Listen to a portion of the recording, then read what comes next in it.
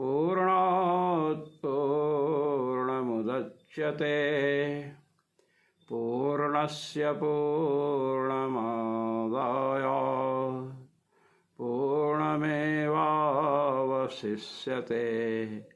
ॐ शान्तिः शान्तिः शान्तिः। ॐ नमः परमहंसास्वादितचरणकमलचिन्मकरन्दाय भक्तजनमानसनिवासाय श्रीरामचन्द्राय यत्र यत्र रघुनाथकीर्तनं तत्र तत्र कृतमस्तकाञ्जलिं बाष्पवारि परिपूर्णलोचनं मारुतिं नमत राक्षसान्तकम्। सीतानाथसमारम्भां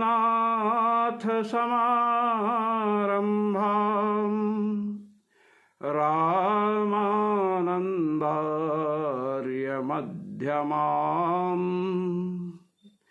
अस्मदाचार्यपर्यन्तां वन्दे गुरुपरम्पराम् वन्दे गुरुपरम्पराम्। सर्वेश्वर श्रीरघुनाथो विजयते तराम्।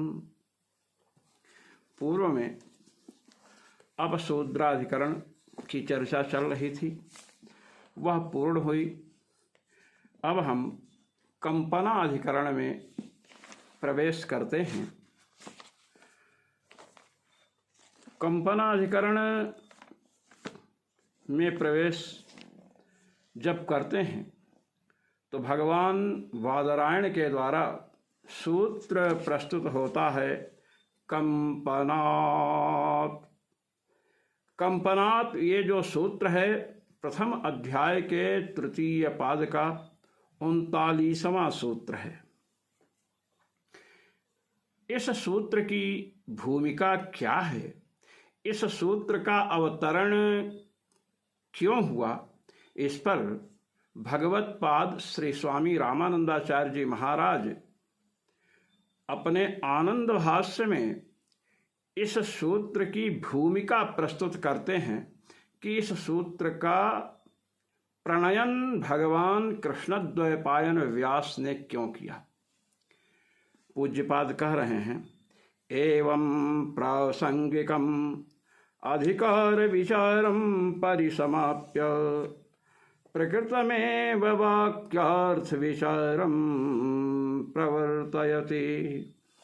कहते हैं कि प्रसंगवशात अधिकार की चर्चा आई थी कि ब्रह्म विद्या में मनुष्यों का तो अधिकार है ही, देवताओं का भी अधिकार ब्रह्म विद्या में है।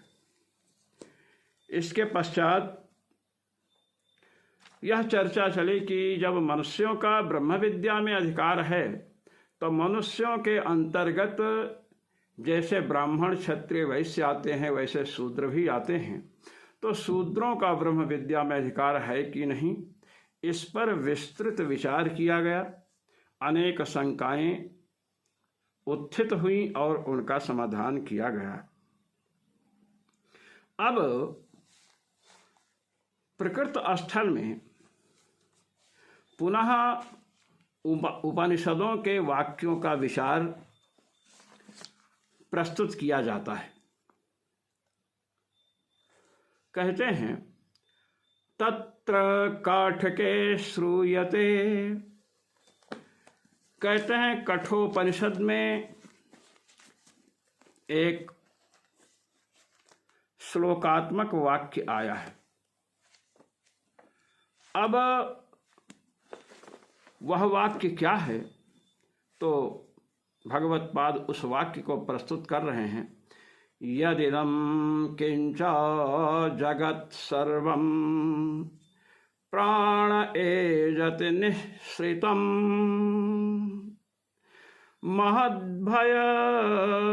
महद्भयं वज्रमुद्यतं य एतद्विदुरमृतस्ते भवन्ति इति। यह वाक्य है और यह वाक्य कठोपनिषद के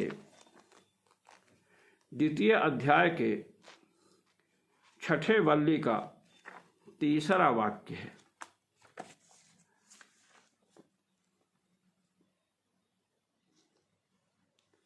इस वाक्य का ये अनुष्टुप छंदोबद्ध वाक्य है। यत् किंचा जगत् सर्वं प्राणे एजत निःसृतं, यत् किंचा जगत् सर्वं प्राणे एजत निःसृतं महद्भयं वज्रमुद्यतं या एतद्विदुरमृतास्ते भवन्ति। यह कठोपनिषद के 2 अध्याय के 6 वल्ली का 3रा वाक्य है। सीधा सा अर्थ है यदिदं किंचा जगत् सर्वं, यद इदं सर्वं जगत् निःसृतं। यह जो संपूर्ण जगत जो प्रत्यक्ष सिद्ध है, निःसृतम अर्थात ब्रह्मणः उत्पन्नम, ब्रह्म से उत्पन्न हुआ है। उत्पन्न होकर के प्राणे एजति, प्राण में अपने व्यापार को कर रहा है। सीधा अर्थ आप लीजिए, प्राण शब्द का क्या अर्थ है इस पर बाद में विचार होगा। अब कहते हैं महद भयम वज्र मुद्यतम। अब महद भयम, भय का अर्थ तो आप लोग जानते हैं, भय का अर्थ होता है डर। कहते हैं विभेत्यस्मादिति भयम, जिससे भय उत्पन्न होता है उसे यहाँ पर भय शब्द से कहा गया, अर्थात भय का जो जनक है। और वह कैसा है? महत, बहुत बड़ा भय है। वज्रम उद्यतम, जैसे देवराज इंद्र वज्र को उठा लें हाथ में, किसी को मारने के लिए, या हाथ में वज्र उठा लिए, तो उस वज्र को देख करके लोग भयभीत हो जाते हैं। इस प्रकार भय का जो जनक है, जो वज्र की भांति भयप्रद है, एतद विदुः, जो इस तत्व को जानते हैं, अमृतास्ते भवन्ति, वे लोग अमृत हो जाते, अर्थात मुक्त हो जाते हैं, अपने स्वरूप में स्थित हो जाते हैं। यह इस वाक्य का अर्थ है।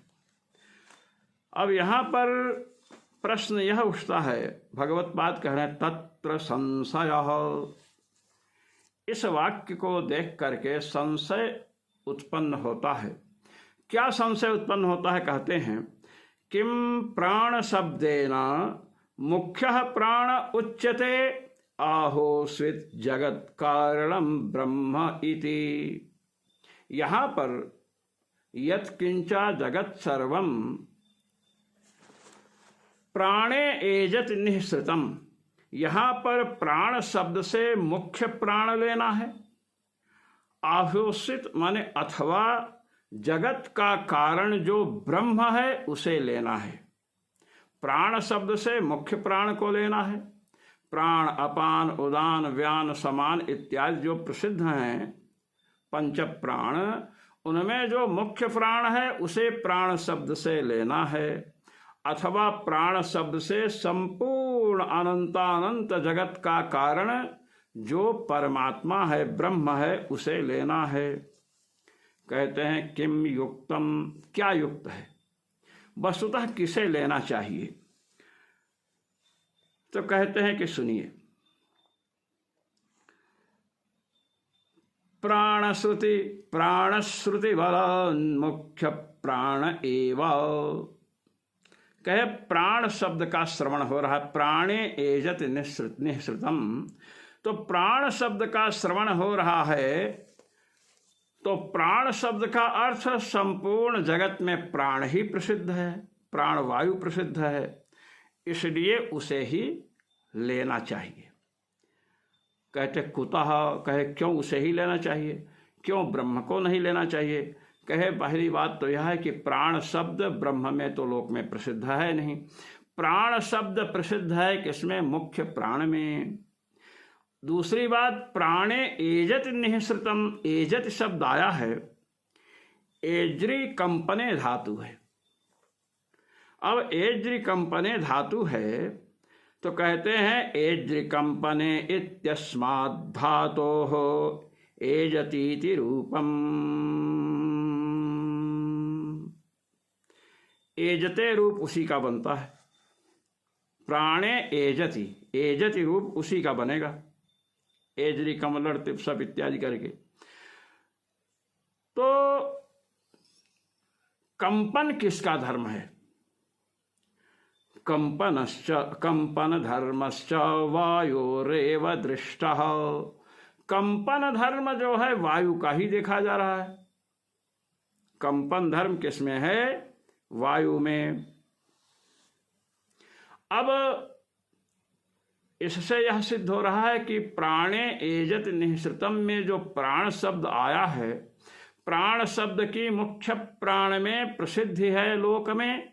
दूसरी बात, एजत शब्द आया है, एज्री कंपने धातु है, उसका एजत रूप बनता है, तो कंपन धर्म भी वायु का ही है।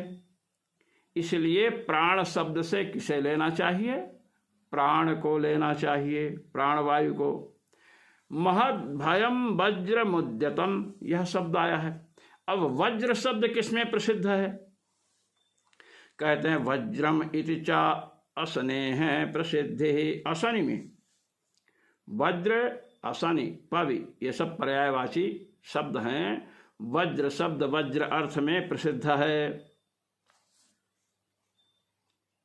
कहते हैं फिर क्या होगा? कहे और सुनिए, तथा च वायुर्यदा पर्जन्य प्रापक्तया तिष्ठति विद्युदः स्वभावादेव संभवन्ते।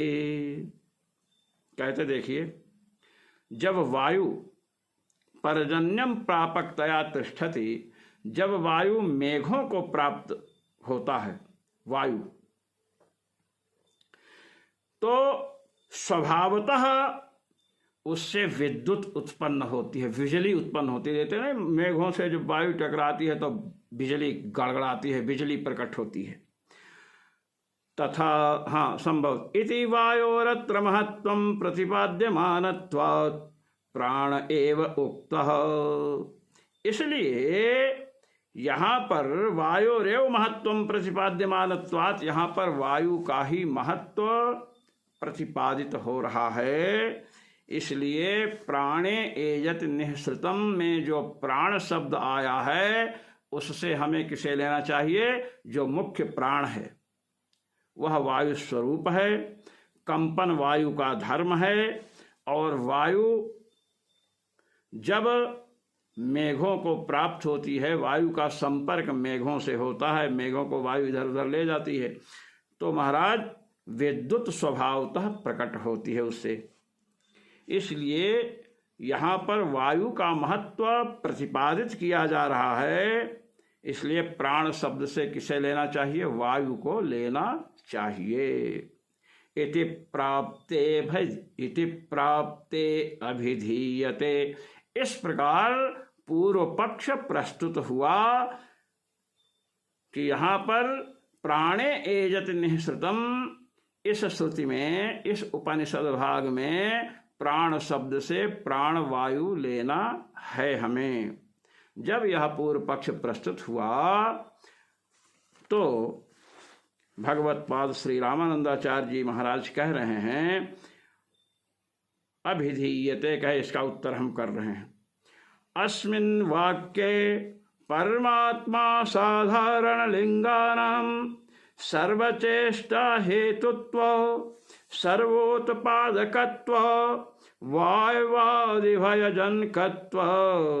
मोक्ष प्रदत्वादीनां श्रवणात् प्राणशब्दाभिहितः परमात्मा एव। कहते हैं कि सुनिए, इस वाक्य में प्राण शब्द से प्राण को नहीं लेना है, अपितु प्राण शब्द से परमात्मा को लेना है। कहते क्यों? कहते सुनिए, परमात्मा साधारण लिंगानां श्रवणात्, परमात्मा के जो असाधारण चिन्ह हैं, परमात्मा के जो असाधारण धर्म हैं, वही यहाँ पर सुनाई दे रहे हैं। ये कठोपनिषद है। यमराज से नचिकेता जैसे सुयोग्य जिज्ञासु ने आत्म तत्व के विषय में जिज्ञासा की है, और यहाँ पर संपूर्ण प्राणियों की चेष्टा के कारण भगवान हैं, यह प्रतिपादित किया गया है। सबके उत्पादक परमात्मा हैं, इसका भी प्रतिपादन है। और इस उपनिषद में आगे चल करके बताया गया महद भयम वज्र मुद्यतम, वह भय का जनक है। तो भय का जनक यदि आप यहाँ प्राण शब्द से प्राण वायु को लेंगे तो गड़बड़ हो जाएगा, क्योंकि आगे चल करके परमात्मा से भयभीत हो करके वायु भी अपना कार्य, वायुदेव भी अपना कार्य करते हैं, ये बतलाया जा रहा है। आगे जब आप चलेंगे यहाँ पर, तो यहाँ पर आगे आएगा, इसके बाद ही मंत्र माने आ रहा है, भयादस्याग्निस्तपति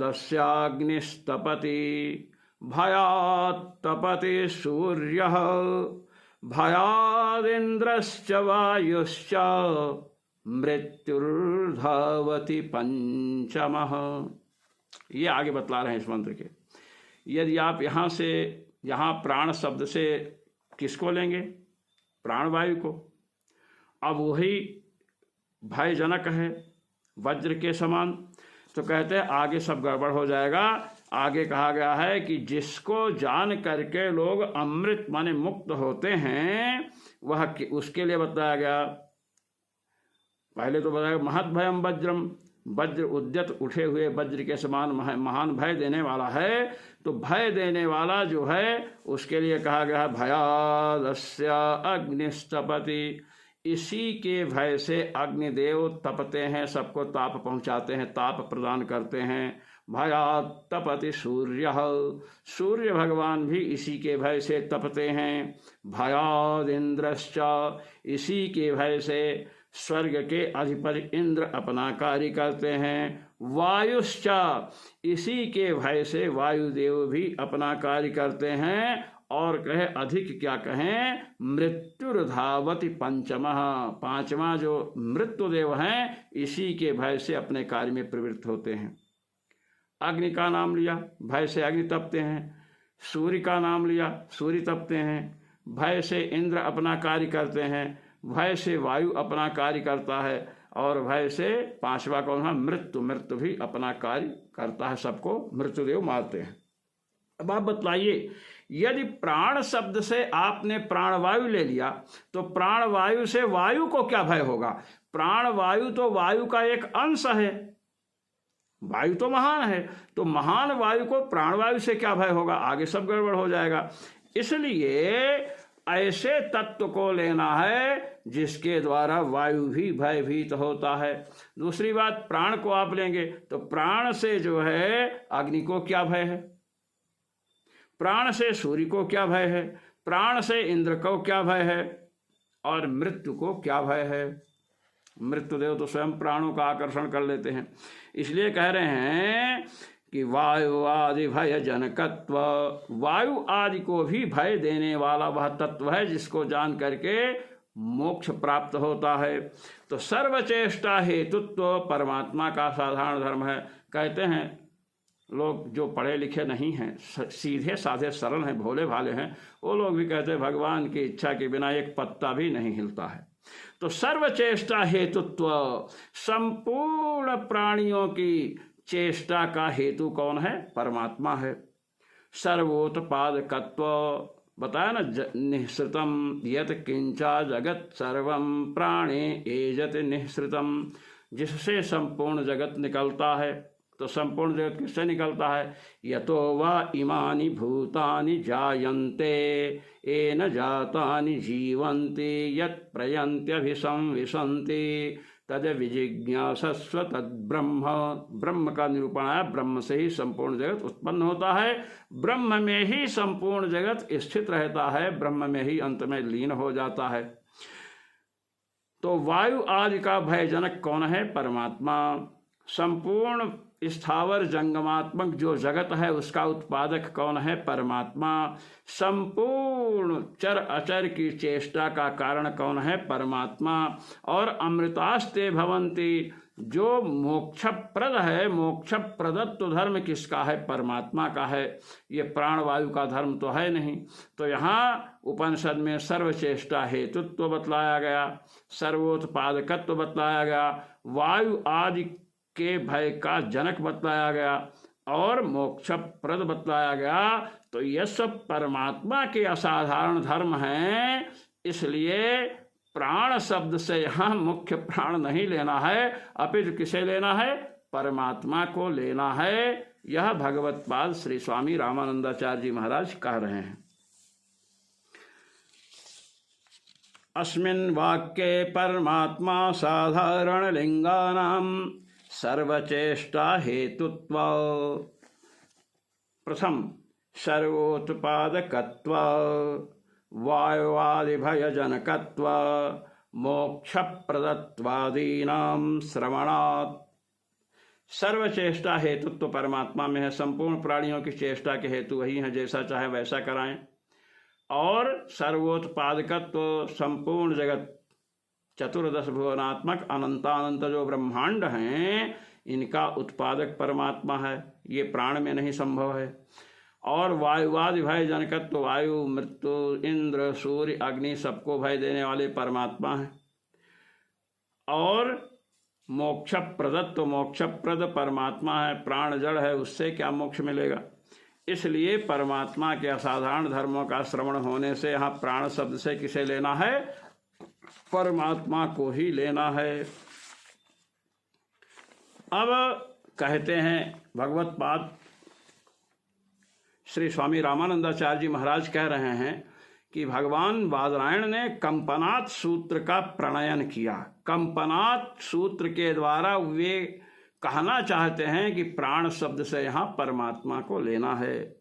कंपनात मुख्य प्राणादि सहितस्य कृत्स्नस्य जगतः कंपनात् अर्थात जीवनादि चेष्टा हेतुत्वात्।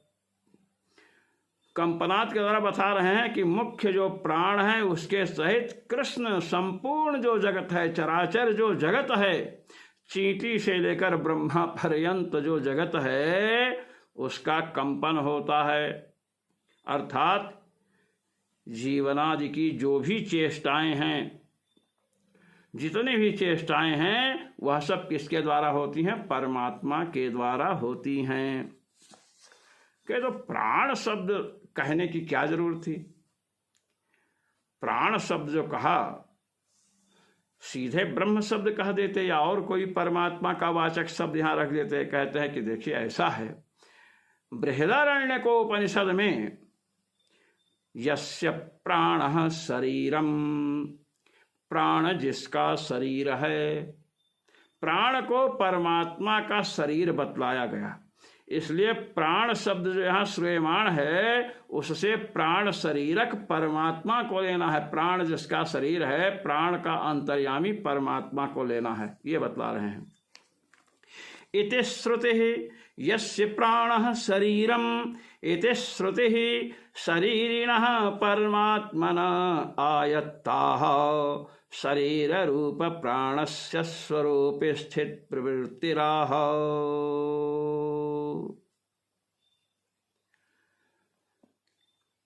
शरीरिणः परमात्मा आयत्ता शरीर रूप प्राणस्य स्वरूप स्थिति प्रवृत्ति आह। कहते हैं कि प्राण का भी शरीरी अर्थात प्राण जिसका शरीर है, बृहदारण्यक में छांदोग्य में सर्वत्र बताया गया है कि संपूर्ण जगत परमात्मा का शरीर है, आत्मा परमात्मा का शरीर है, प्रकृति परमात्मा का शरीर है। इसकी चर्चा हम पहले कर चुके हैं, यह प्रसंग आ चुका है। तो कहते हैं जो शरीरी है, जैसे जीवात्मा जब तक शरीर में है तब तक शरीर चेष्टा करता है, और जीवात्मा जिस दिन शरीर से निकल गया उस दिन शरीर कुछ नहीं करता है, निश्चेष्ट पड़ा रहता है। इसी प्रकार परमात्मा संपूर्ण चर अचर वस्तु के अंदर निवास करते हैं, संपूर्ण वस्तु में भगवान की शरीर स्वरूप हैं।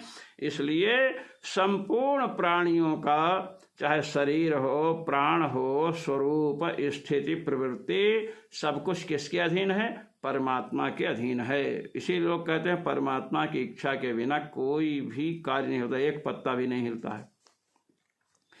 तथा प्राणस्य प्राणम् इत्यनया श्रुत्या मुख्य प्राणस्यापि प्राणम् ब्रह्म इत्युच्यते। कहे परमात्मा को बताया गया बृहदारण्यक में, प्राणस्य प्राणम्, परमात्मा प्राण के भी प्राण हैं। पूज्यपाद गोस्वामी जी ने मानस में यही बात कही, प्राण प्राण प्राण के प्राण।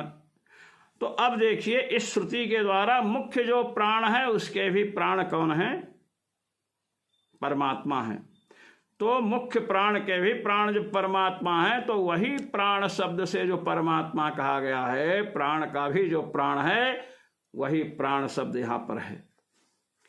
एवं कहे और लीजिए, एवं कह रहे हैं कि सुनिए, न प्राणेन न पानेन मर्त्यो जीवति कश्चन इतरेण तु जीवन्ति यस्मिन्नेता उपाश्रितौ। ये बतला रहे हैं कि न प्राणेन न पानेन मर्त्यो जीवति कश्चन। यह वाक्य जो है, इतरेण तु जीवंत यस्मिन् नेता उपासौ, कठोपनिषद के द्वितीय अध्याय के पंचम वल्ली का 5वां वाक्य है।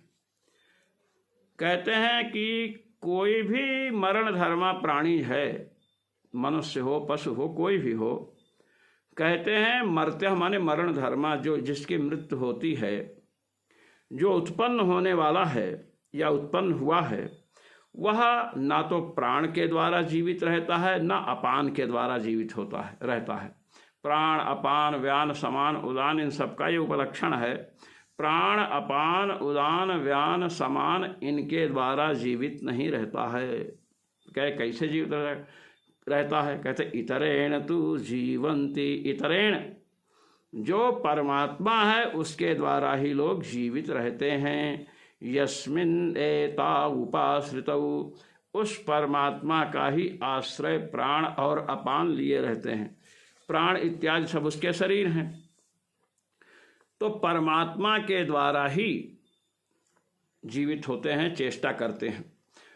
श्रीमद् भागवत महापुराण में ये चर्चा आई है कि जब शरीर में पैर का देवता, आँख का देवता, सभी देवता प्रविष्ट हो गए, फिर भी शरीर जब नहीं उठा, तो परमात्मा ने प्रवेश किया। और परमात्मा ने जब प्रवेश किया तो सब पूरा शरीर उठा। उदतिष्ठत् तदा विराट, तब पुरुष उठा। तो इसके द्वारा ये बतलाया गया है कि प्राण और अपान, समान, व्यान, उदान इन सब के अधीन प्राणियों की चेष्टा नहीं होती है, अपितु प्राण, अपान इत्यादि जिसके शरीर हैं उन परमात्मा देव के द्वारा ही सबकी चेष्टा होती है। अब इसी बात को कह रहे हैं, न प्राणेन न पानेन मर्त्यो जीवति कश्चन इतरेण तु जीवन्ति यस्मिन्नेता उपाश्रितौ इति प्राणापानयोः सर्वजगच्चेष्टा हेतुत्वं प्रतिसिद्ध्य परमात्मना एत एव तदिति अस्पष्टम अभिहितम। इस प्रकार प्राण और अपान को संपूर्ण जगत की चेष्टा के हेतुत्व का निराकरण किया गया। संपूर्ण जगत की चेष्टा न प्राण के अधीन है, न अपान के अधीन है, न व्यान, न समान, न उदान के अधीन है। सबका निषेध करके क्या बताया गया कि प्राण और अपान ये सब जिसके आश्रित हैं, ऐसे परमात्मा के अधीन सबकी चेष्टा है, ये बताया गया। इसलिए प्राण शब्द, प्राणे एजति निःसृतम में प्राण शब्द से प्राणों का भी जो प्राण है वह मुख्य प्राण, प्राणपान इत्यादि में मुख्य प्राण तो प्राण हुआ, उसका भी प्राण अर्थात जो मुख्यतम प्राण है परमात्मा, उसका कथन है। किंचा अस्य वाक्यस्य पूर्वम, कहे इस वाक्य के पूर्व में तदेव शुक्रम तद्ब्रह्म तदेव अमृतमुच्यते तस्मिन् लोकाः श्रुताः सर्वे तदुनात्येति कश्चन एतद्वै तत्, ये बात बतलाई गई है। कह रहे हैं किंचा अस्य वाक्यस्य पूर्वम, इस वाक्य के पूर्व में, ये जो वाक्य है इसके पूर्व में, अर्थात इसके पूर्व में द्वितीय अध्याय की जो 5वीं वल्ली है उसके 8वें और 9वें वाक्य में बताया गया तदेव शुक्रम, शुक्रम शुक्लम वही शुद्ध स्वरूप है, तद ब्रह्म वह ब्रह्म है, तदेवामृतम वही अमृत माने मोक्ष स्वरूप है, मोक्षप्रद है, तस्मिन् लोकाः श्रिताः उसी में संपूर्ण अनंतानंत जितने भी लोक हैं सब लोक स्थित हैं, तदुनात्येति कश्चन एतद्वैतत् उसका कोई अतिक्रमण नहीं कर सकता है। तो पहले ब्रह्म की चर्चा है, वही बतला रहे हैं। इति मंत्रे ब्रह्मपद श्रवणात्, इस मंत्र में ब्रह्म पद का श्रवण है। 5वीं वल्ली में द्वितीय कठोपनिषद के 5वीं वल्ली के 5वीं वल्ली द्वितीय अध्याय की 5वीं वल्ली है, उसमें यह मंत्र आया है, उसमें ब्रह्म पद का श्रवण है। तदेव शुक्रम तद ब्रह्म तदेवामृतमुच्यते, वही शुद्ध स्वरूप है, वही ब्रह्म है, उसी को अमृत कहा गया। अब यहाँ प्राण शब्द से प्राण को लेंगे तो एक तो जो हमने बतलाया है सर्व जगत चेष्टा हेतुत्व, सर्वोत्पादकत्व, वायुवादि भय जनकत्व, सर्वमोक्ष प्रदत्व, ये परमात्मा के असाधारण जो धर्म है वो प्राण में, जो मुख्य प्राण है प्राणपान इत्यादि में जो प्राण है उसमें घटते नहीं हैं, ये परमात्मा में घटते हैं। और इसके पूर्व में ब्रह्म की चर्चा आई है, इसलिए यहाँ प्राण शब्द से ब्रह्म को लेना है। हमने यह भी बतला दिया कि यस्य प्राणः शरीरम, प्राण को परमात्मा का शरीर बतलाया गया है, और प्राणस्य प्राणम, प्राण का भी प्राण परमात्मा है, इसलिए प्राण शब्द से परमात्मा का यहाँ उल्लेख हुआ है, प्राणवायु का उल्लेख नहीं है। परमात्मा के असाधारण धर्म परमात्मा के ही हैं, दूसरे में जाएंगे तो असाधारण कैसे धर्म रहेंगे। जैसे द्रव्यत्व धर्म है वह पृथ्वी जल तेज वायु आकाश सब में रहता है, तो इन सबका असाधारण धर्म नहीं हो सकता है। पृथ्वी का असाधारण धर्म कौन है? गंधवत्वम पृथिव्याः लक्षणम, असाधारण धर्म को लक्षण बनाते हैं।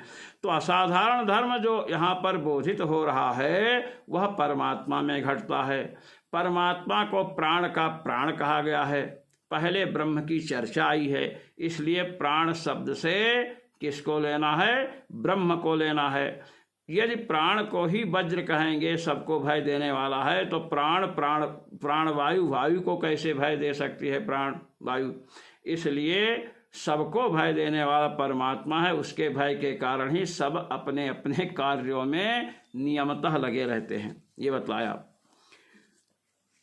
प्राण पदाभितः परमात्मैव, कहते उत्तरत्रापि, कैसे इसके बाद में यद किंचा जगत सर्वं प्राणे एजत निःसृतं महद्भयं वज्रमुद्यतं या एतद् विदुरमृतौस्ते भवन्ति। इस मंत्र के बाद ही मंत्र आया है। क्या आया है? भयादस्याग्निस्तपति भयात्तपति सूर्यः भयादिन्द्रश्च वायुश्च मृत्युर्धावति पंचमः इति श्रूयते। क्या यह श्रूयमाण है? ये तीसरा मंत्र था। ये चतुर्थ मंत्र है कि इसी के भय से अग्नि तपती है, सूर्य तपते हैं, इंद्र वायु सब अपने कार्यों में लगे रहते हैं और इसी के भय से मृत्यु अपना कार्य करती है। तो सबको भय देने वाला जो है महद भयम, महान भयदायक कौन है? परमात्मा, जिससे डर करके सब अपने अपने कार्यों में लगे रहते हैं। तो आगे परमात्मा की चर्चा है, वायु भी उससे भयभीत होती है। तो इसलिए प्राण शब्द से प्राणों का प्राण जो ब्रह्म है उसकी चर्चा है। प्राण शब्द से मुख्य प्राण नहीं लेना है, क्योंकि मुख्य प्राण से कोई डरने वाला नहीं है। और मुख्य प्राण इसलिए भी नहीं ले सकते हैं क्योंकि पहले ब्रह्म की चर्चा आई है। नचिकेता ने यमराज से आत्म तत्व की जिज्ञासा की है, उसका प्रकरण चल रहा है। जड़ वस्तु के ज्ञान से किसी को मोक्ष नहीं होने वाला है। अस्य ब्रह्मणो भयाद अज्ञादयः स्व स्व व्यापारे नियमेनानुवर्तन्ते राज्ञो भयाद्भृत्यादयो यथा। भगवत पाद श्री स्वामी रामानंदाचार्य जी महाराज कह रहे हैं कि देखिए, परमात्मा के ही भय से अग्नि, सूर्य, इंद्र, वायु और मृत्यु देवता ये सब अपने अपने व्यापार में, कार्य में नियमतः लगे रहते हैं। जैसे राजा के भय से नौकर लोग, सेवक लोग लगे रहते हैं, नहीं तो राजा दंडित करेगा, इसी प्रकार ये सब परमात्मा के भय से कार्य कर रहे हैं। तथा च कंपन वाक्य पूर्वोत्तर वाक्ययोः ब्रह्म परत्व दर्शनात् तयोर्मध्य गतस्यापि संदंसपतित न्यायेन ब्रह्म परत्वम अभ्युपेयम्। कहते देखिए, प्राणे एजत निःसृतम, एजत से कंपन कहा गया। तो कहते हैं कंपन वाक्य जो है, यत् किंचा जगत सर्वम प्राणे एजत निःसृतम, ये जो कंपन वाक्य है, इसके पूर्व में जो वाक्य हैं और उत्तर बाद में जो वाक्य हैं, वे सब किंपरक हैं। किसके विषय में कहते हैं? कहते हैं ब्रह्म परत्व दर्शनात्। ब्रह्म परत्व दर्शनात्, ब्रह्म परक वे सब वाक्य हैं। ब्रह्म बोधे क्षया उच्चरित है, ब्रह्म का ज्ञान करा रहे हैं पूर्व के भी वाक्य और उत्तर के भी वाक्य। तो बीच वाला कहाँ प्राण का बोध कराएगा? तयोर मध्य गतस्यापि संदंस पतित न्यायेन ब्रह्म परत्वम अभ्युपेयम्। इसलिए मध्य में जो है वो संदंस पतित न्याय से, संदंस पतित न्याय जो है, जैसे आप चिमटे से किसी को पकड़ते हैं,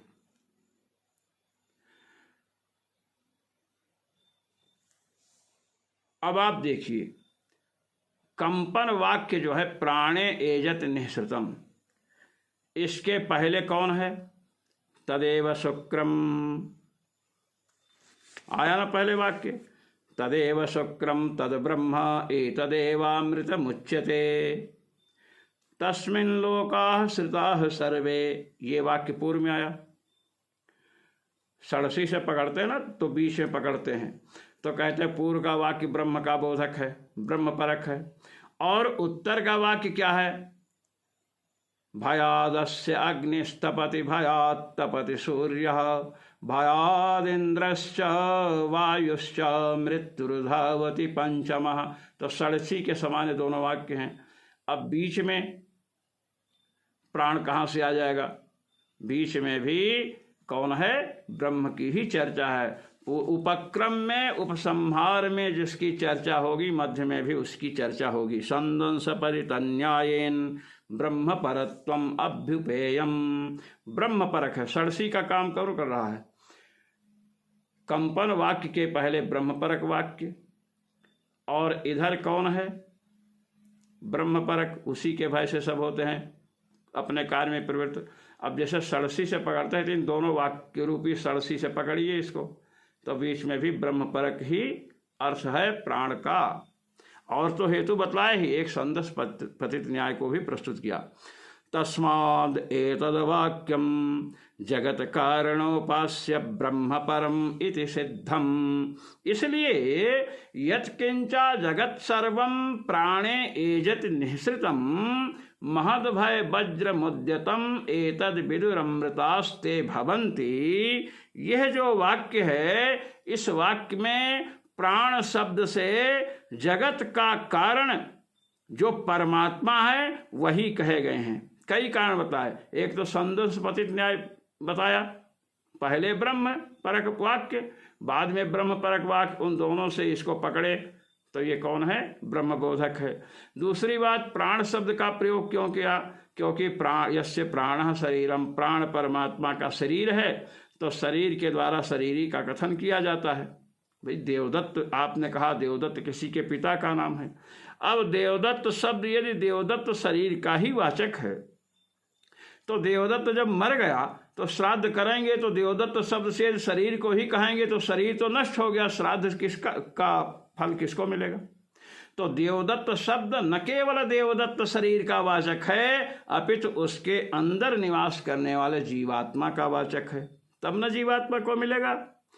अब जिन्होंने वेदांत का अध्ययन किया है वे जानते हैं यस्यात्मा शरीरम यह आत्मनि तिष्ठन्नंतरो यमयति यमात्मा न वेद। आत्मा, जीवात्मा भी जिसका शरीर है, जीवात्मा के अंदर जो निवास करता है, जीवात्मा जिसे नहीं जानता है। तो इसी प्रकार यस्य प्राण शरीरम, प्राण जिसका शरीर है, प्राण के अंदर विराजमान होकर जो प्राण को नियंत्रित रखता है, प्राण जिसे नहीं जानता है, तो परमात्मा की चर्चा है। प्राण शब्द से प्राण शरीरक परमात्मा। दूसरी बात, यदि आप कहें प्राण शरीरक परमात्मा तो खींचातानी है, तो प्राणस्य प्राणम, प्राण का भी प्राण है, इसलिए प्राण शब्द से परमात्मा को कहा गया, ये कारण बतलाया। दूसरी बात कि यहाँ पर कंपन से चेष्टा बतलाई जा रही है, कांपेंगे तो चेष्टा होगी, कंपन चेष्टा ही है, तो संपूर्ण जगत की चेष्टा परमात्मा के अधीन है। इसके पहले के वाक्य में ब्रह्म की चर्चा है, इसके बाद के वाक्य में भयजनक जिसको बतलाया गया है, जिसको जानने से मोक्ष प्राप्त होता है, उसके भय से वायु भी भयभीत होती है। तो प्राण से वायु, सब प्राण वायु को कैसे ले सकते हैं? परमात्मा को ही लेना है। ये सब बातें बतलाई गई। इसलिए यत् किंचा जगत सर्वम प्राणे एजत निःसृतम, इस वाक्य का अर्थ क्या है कि प्राणे एजत माने परमात्मा के द्वारा ही संपूर्ण जगत की चेष्टा होती है, यह बतलाने में इसका तात्पर्य है। यह वाक्य क्या है? जगत कारण जो परमात्मा है उनका बोध कराता है, उनके बोध की इच्छा से उच्चरित है। जगत कारणोपास्य ब्रह्म परम इति सिद्धम, ये बात सिद्ध हुई। इस प्रकार ये कंपनाधिकरण पूर्ण हुआ। जो मनीषी, जो जिज्ञासु वेदांत पाठ का श्रवण करते हैं, क्योंकि वेदांत के श्रवण में सबकी प्रवृत्ति नहीं होती है, ये कोई चुटकुला नहीं है, कोई भी सुना दे और कोई भी सुन ले, इसके लिए उत्तम अधिकारी चाहिए। जिसका स्वांत हृदय शुद्ध होगा उसी को ये साक्षात ब्रह्म चर्चा है, इसको वही सुनेंगे। और इसको सुनने के बाद मंत्र जप करते हैं या ध्यान करते हैं तो उसका मनन करना चाहिए, और मनन करने से फिर आत्म तत्व का, परमात्मा तत्व जिसे आप कहते हैं, उसका साक्षात्कार होगा। इसलिए आप सबको भगवान सर्वेश्वर श्री रघुनाथ जी की ओर से बहुत बहुत धन्यवाद, आशीष। सर्वेश्वर श्री रघुनाथो विजयते तरम।